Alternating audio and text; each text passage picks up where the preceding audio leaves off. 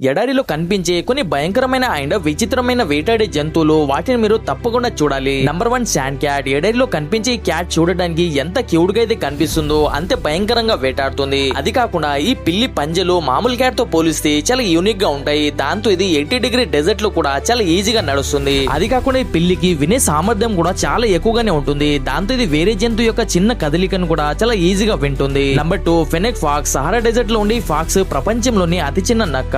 ఇది ఎడారిలో ఉండే ఇసుకలో 25 మైల్స్ పర్ అవర్ స్పీడ్ తో పరిగెత్తుంది అండ్ 2 ఫీట్ హైట్ వరకు చాలా ఈజీగా జంప్ చేస్తుంది. అది కాకుండా ఈ ఫాక్స్ ఎడారిలో ఉండే చిన్న చిన్న పాముల లాంటి జీవుల్ని ఈజీగా తన ఆహారంగా మార్చుకుంటుంది. Number 3 eared hedgehog. ఎడారిలో నివసించే జంతువు చాలా భయంకరమైన జంతువు. ఇది మాక్సిమం చిన్న చిన్న పురుగులు అంటే పాములు, బల్లు లాంటి జీవుల్ని తన ఆహారంగా మార్చుకుంటుంది. అది కాకుండా దీని డేంజర్ అని తెలిసినప్పుడు తనకు తానే ఒక రౌండ్ గా బాల్ లాగా మార్చుకుంటుంది. దాని బాడీపై ఉన్న ముళ్ళు వేరే జంతువుకు గుచ్చుకుంటాయి. దాంతో ఆ జంతువు అక్కడి నుంచి పారిపోతుంది. మరి ఇలాంటి జంతువుల్ని మీరు ఎప్పుడైనా చూశారా? అయితే కామెంట్ లో చెప్పండి.